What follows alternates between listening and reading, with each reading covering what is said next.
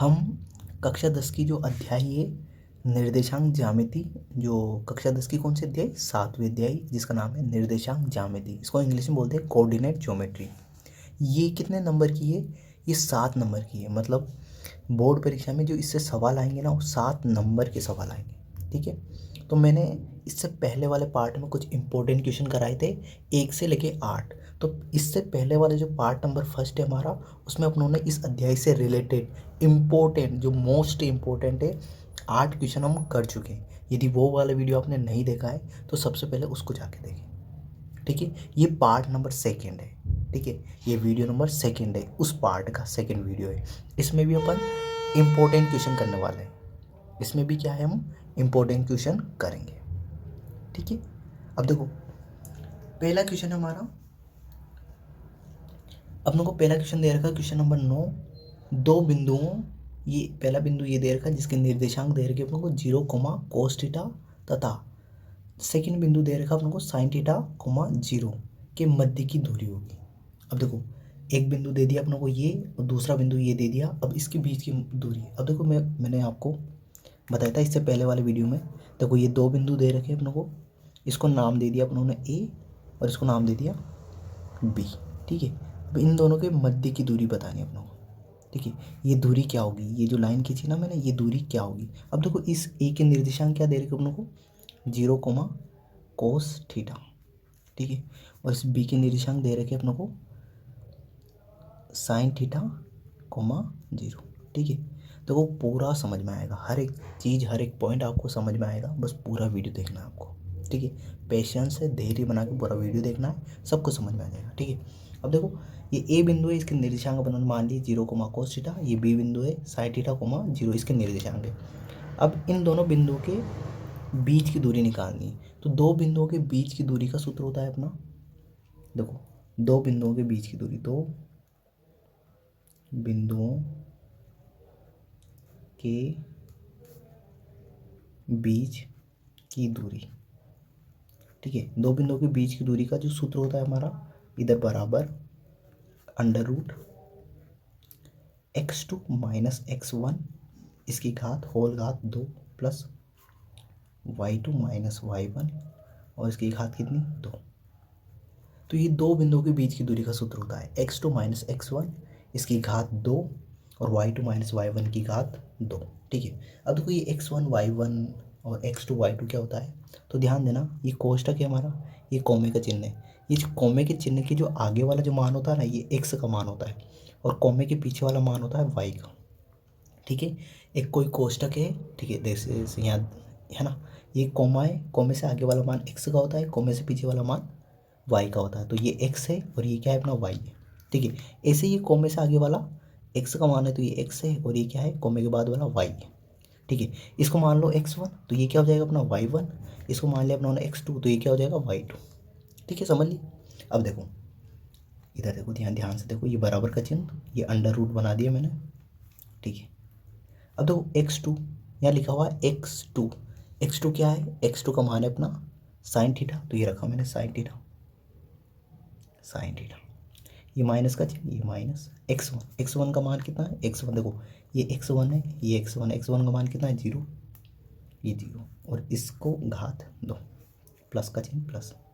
ठीक है, अब देखो y2 का मान कितना है, y2 देखो ये y2 का मान है 0, तो एक कोष्टक y2 की जगह रखा 0, माइनस का चिन्ह माइनस y1 का मान कितना है, cos थीटा, ये cos थीटा, और इसकी घात कितनी, 2। ये थोड़ा सा इसको कोष्टक को आगे, ये अंडर रूट को आगे बढ़ा दिया मैंने। देखिए अब देखो इधर ध्यान दो,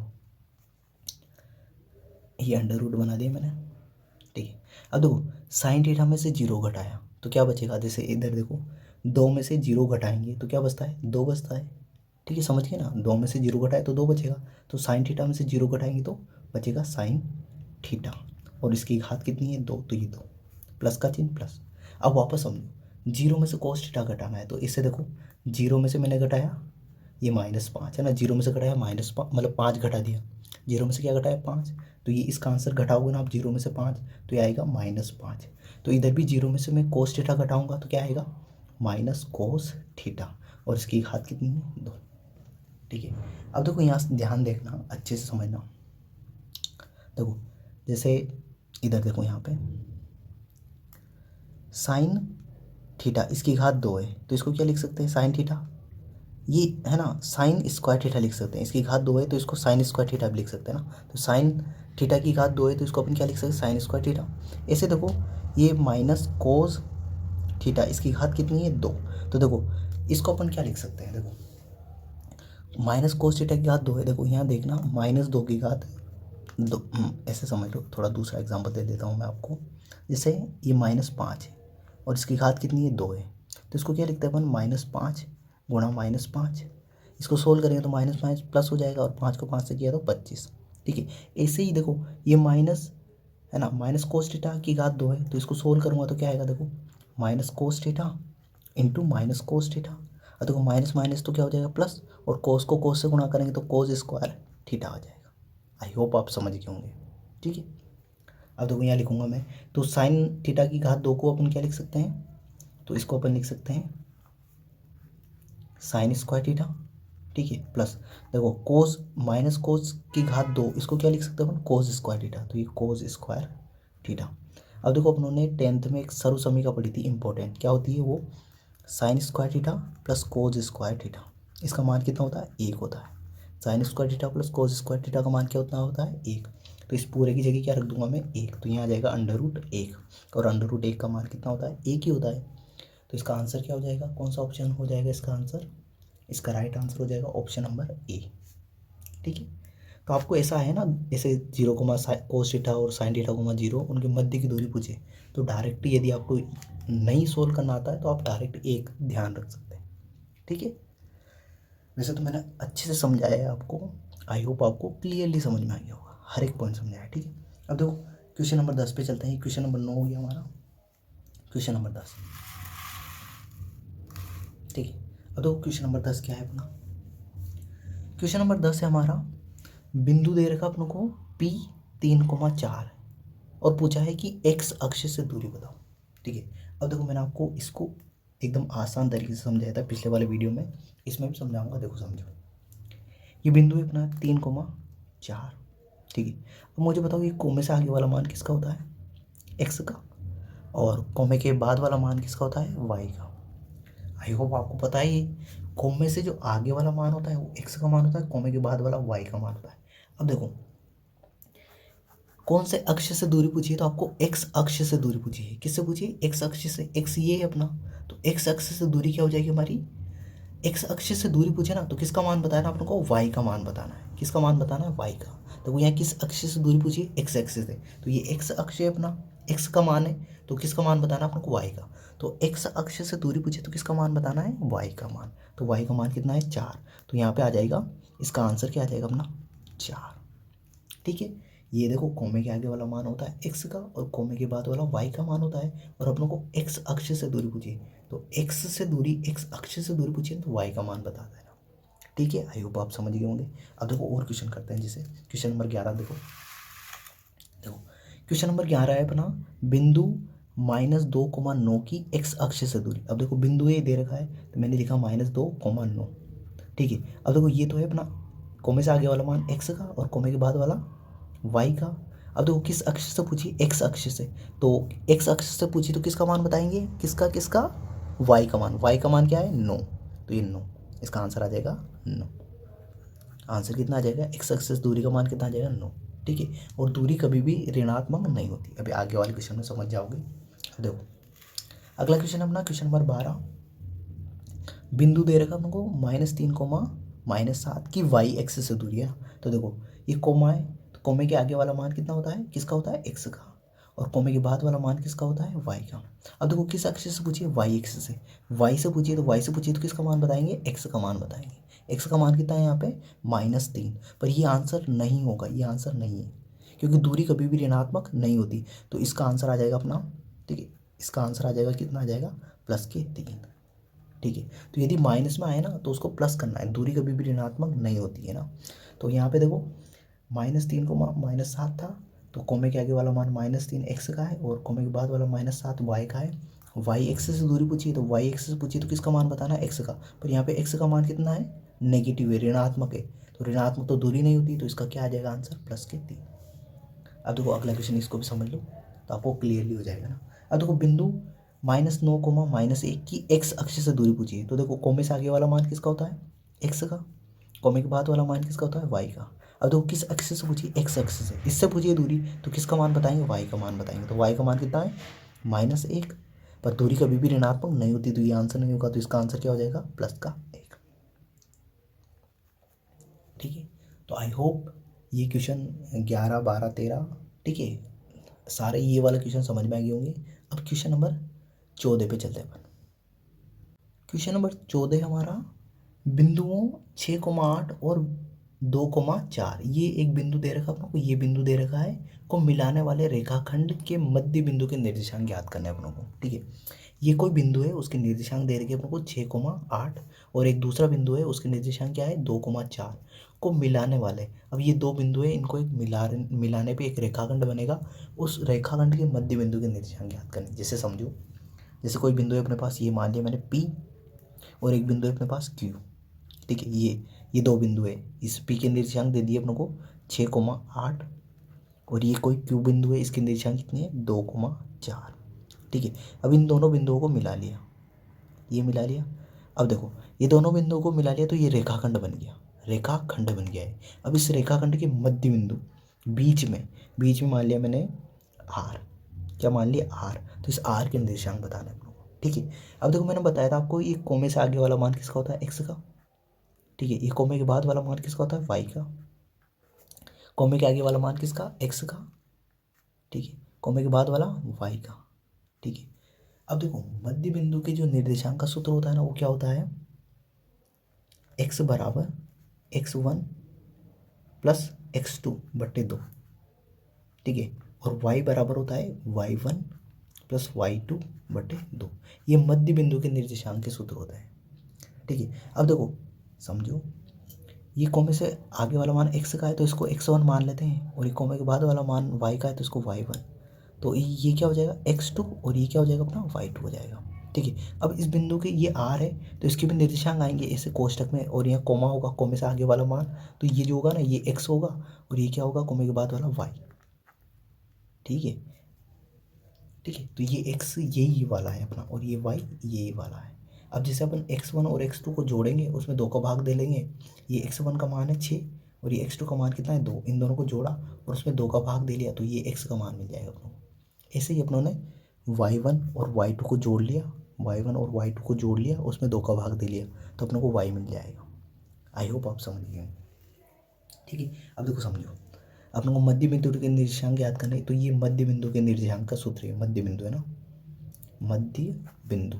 अब देखो मध्य बिंदु के निर्देशांक याद करना है, निर्देशांक में x का मान भी होता है, y का मान भी होता है, ध्यान रखना इसको। निर्देशांक में x का मान भी होता है और y का मान भी होता है, तो ये x का मान है और ये y का मान है। ठीक है, अब देखो यहाँ समझो, x का मान कितना है, x1 का, देखो x1 का मान है अपना 6, तो ये 6, ये प्लस का चिन्ह, ये प्लस। x2 का मान कितना है 2, तो ये 2 बट्टे नीचे 2, तो 2, 6 में 2 जोड़े तो कितना हो गया 8, और 8 में 2 का भाग देंगे, नीचे 2 है, तो 8 में 2 का भाग देंगे कितना आ जाएगा 4 आ जाएगा। मतलब ये x का मान यहाँ कितना आ जाएगा 4। ठीक है, x का मान लीजिए कितना आ जाएगा 4। ठीक है, अब ऐसे y का मान निकालें, तो देखो y1 का मान कितना है 8, तो ये 8 प्लस का चिन्ह प्लस, y2 का मान कितना है 4, तो ये 4/2, और देखो 8 और 4 जोड़ा तो कितना हो गया 12, 12 में 2 का भाग देंगे, 12 में 2 का भाग दिया तो कितना आया 6। ठीक है, तो x का मान तो गया अपना 4, और y का मान कितना गया अपना 6। ठीक है, x का मान 4, y का मान 6, तो यहाँ 6 आ जाएगा। तो ये मध्य बिंदु के निर्देशांक आ गए अपने, ये मध्य बिंदु r था ना, तो ये r के निर्देशांक कितना आ गया। ठीक है, ये r के निर्देशांक आ गए अपने 4,6, x का मान 4 आ गया, y का मान 6। तो ऐसे निकालते हैं मध्य बिंदु के निर्देशांक। अरे सिंपल है, बस दोनों को x के मान को जोड़ के आधा कर दो, और y के मान को जोड़ के आधा कर दो, जिसमें उस मध्य बिंदु के निर्देशांक आ जाए। अब क्वेश्चन नंबर 15 है हमारा। देखो ये भी अच्छा क्वेश्चन है, इंपॉर्टेंट क्वेश्चन है, ऐसा क्वेश्चन भी एग्जाम में आ सकता है ना। तो देखो समझो,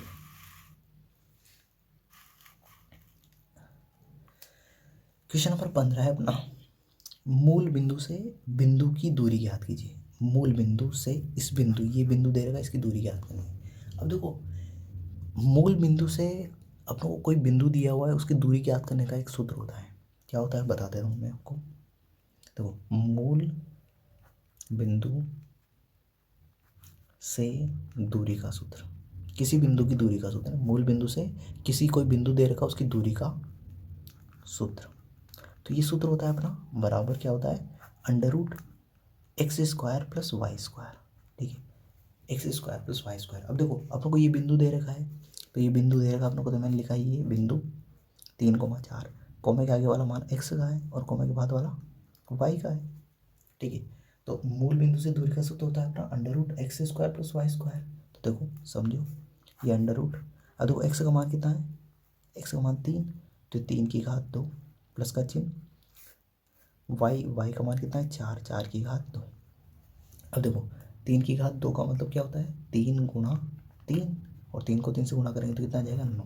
ये सारा काम रफ में करना है आपको, है ना। 4 की घात 2, 4 की घात 2 का मतलब होता है 4 गुणा 4, 4 को 4 से गुणा करेंगे तो 16। तो देखो यहाँ बता रहा हूँ मैं आपको, इधर लिख रहा हूँ। तो 3 की घात 2 का मान आ गया अपना 9, 4 की घात 2 का मान आ गया 16। अब देखो 9 और 16 को जोड़ेंगे तो कितना आ जाएगा 25, ये अंडर रूट के अंदर 25। अब देखो 25 को अपन क्या लिख सकते हैं, 25 को अपन लिख सकते हैं 5 गुणा 5। देखो 25 को क्या लिख सकते हैं 5 गुणा 5, जब 5 दो बार है तो इसको क्या लिख सकते हैं 5 की घात 2, और ये अंडर रूट, ये घात 2 से अंडर रूट कट जाता है, तो यहाँ इसका आंसर कितना देगा 5। ठीक है, देखो 5 को या तो आप ऐसे समझ लो कि यहाँ 5 दो बार है, तो जब कोई भी संख्या 2 बार आती है ना अंडर रूट के अंदर, तो एक संख्या बाहर निकल जाती है, तो ये 5 बाहर निकल गया। या फिर ऐसे समझ लो कि 5 गुणा 5 दो बार है, तो 5 की घात 2 लिख देंगे, 2 से ही घात 2 से ही अंडर रूट कट जाता है, तो यहाँ जाएगा 5। तो मूल बिंदु से इस बिंदु की दूरी कितनी आई 5 इकाई। ठीक है, मूल बिंदु से इस बिंदु की दूरी कितनी आएगी अपनी 5 इकाई। ठीक है, तो ये क्वेश्चन नंबर 15 भी आई होप आपको समझ में आ गया होगा। अब क्वेश्चन नंबर 16 पे चलते हैं अपन। क्वेश्चन नंबर 16 इंपॉर्टेंट है, अच्छा है, ऐसा क्वेश्चन एग्जाम में पूछा जा सकता है। देखो समझते हैं,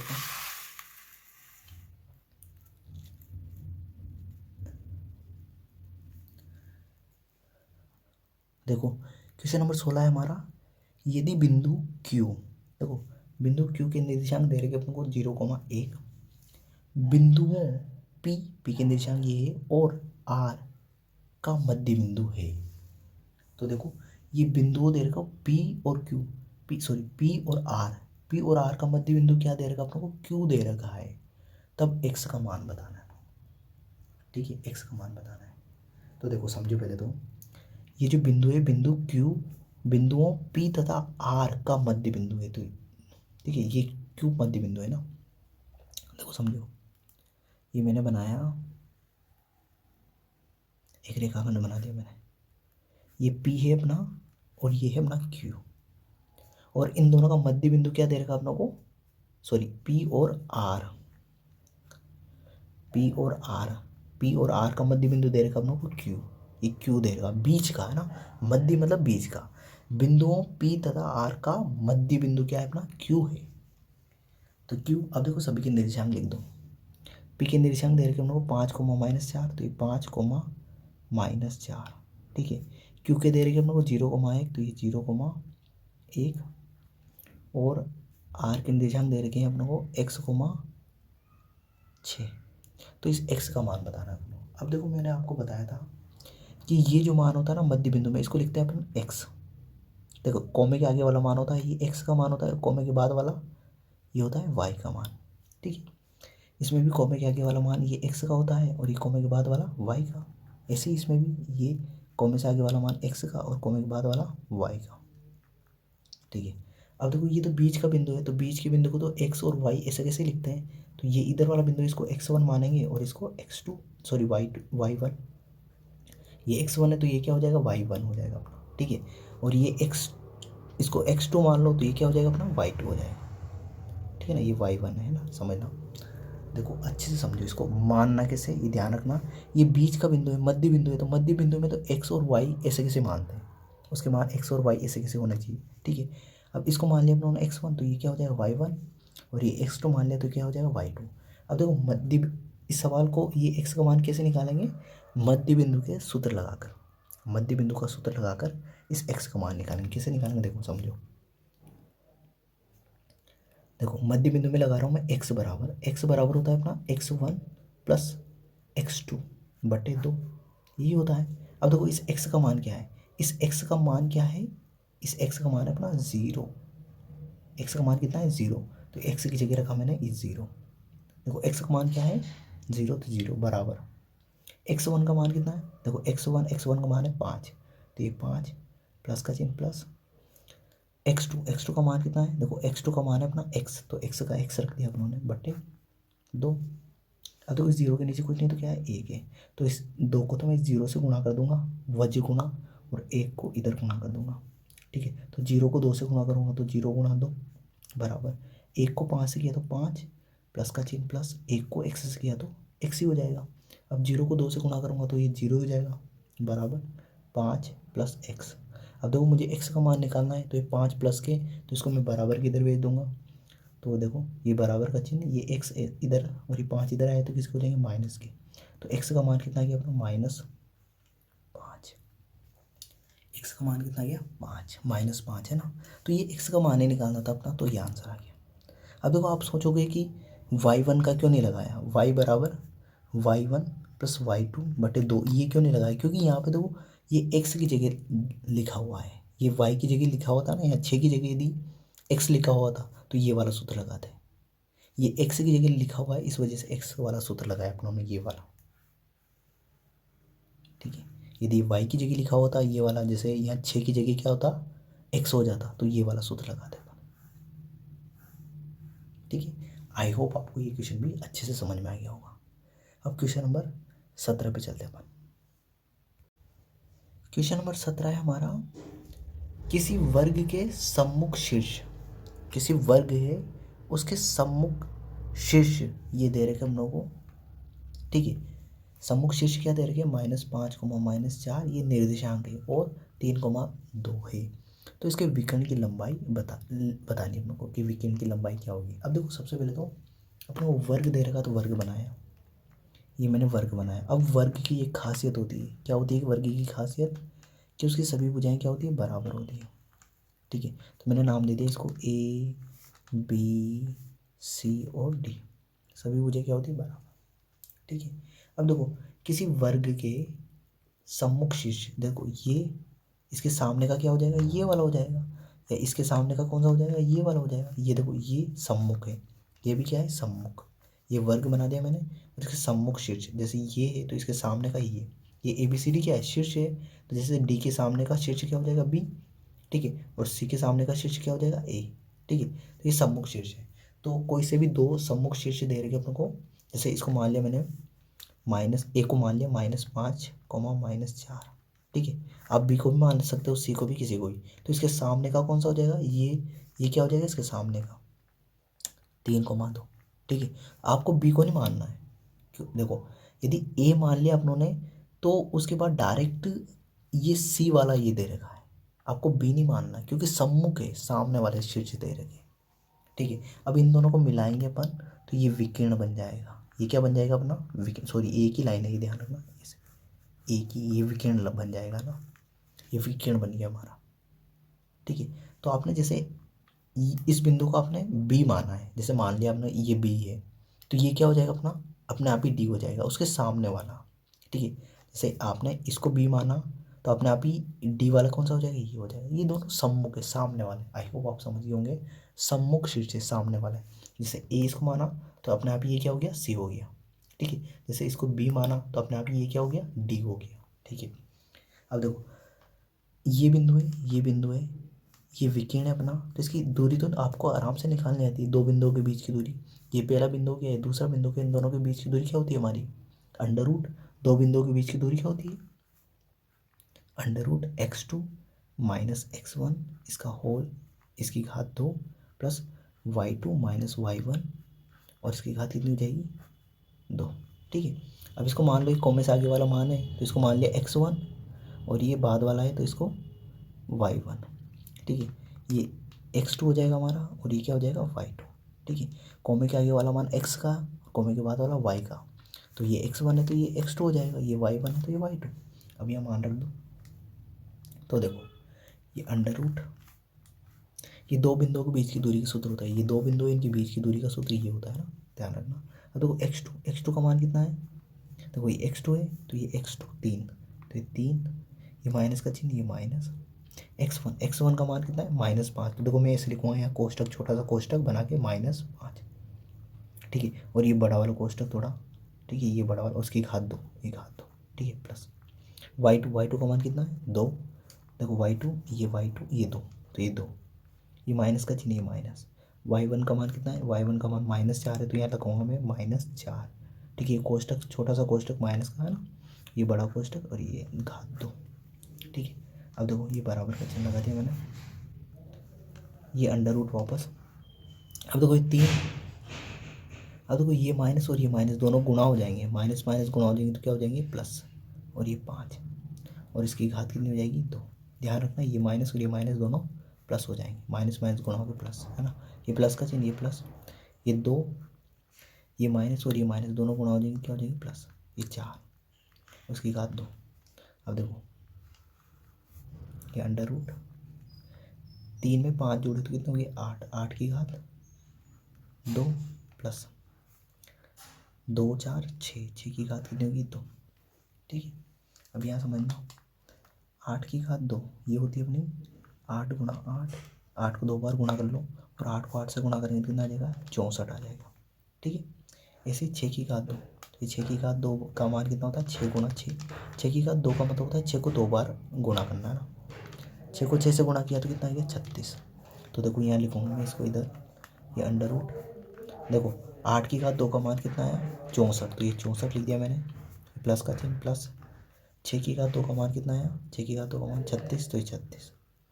अब देखो 64 और 36 को अपनों ने जोड़ा तो कितना आया 100। देखो 6 और 4 10 की 0, हासिल का 1, 6 और 3 9 और हासिल का 10, है ना। अब देखो अंडर रूट 100 का मान कितना होता है, देखो 100 को क्या लिख सकते हैं अपन 10 गुणा 10, 10 को 10 से गुणा करेंगे 100 आ जाएगा, है ना। अब देखो जब मैंने आपको बताया था कि अंडर रूट के अंदर एक ही संख्या यदि 2 बार लिखी हुई हो तो इसका मान क्या जाता है एक बाहर निकल जाती है, तो एक इसका 10 आ जाएगा आंसर, ठीक है। या फिर इसको ऐसे सोल्व कर सकते हैं कैसे, जैसे इसको ये अंडर रूट 10 गुणा 10 है तो 10 गुणा 10 को क्या लिख सकते हैं 10 की घात 2, ठीक है। अब घात 2 से अंडर रूट कट जाएगा तो ये मान कितना आ जाएगा 10 ही आ जाएगा। तो ये दोनों बिंदु थे ना, इन दोनों के बीच की दूरी कितनी आएगी अपनी 10 आ गई, ठीक है। तो आई होप ये क्वेश्चन नंबर 17 भी आपको अच्छे से समझ में आ गया होगा।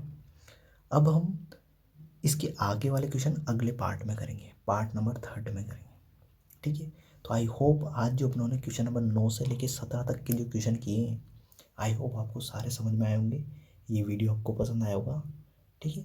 तो इस वीडियो के लिए इतना ही, अगले वीडियो में अगले क्वेश्चन के साथ मिलते हैं। Thank you, bye.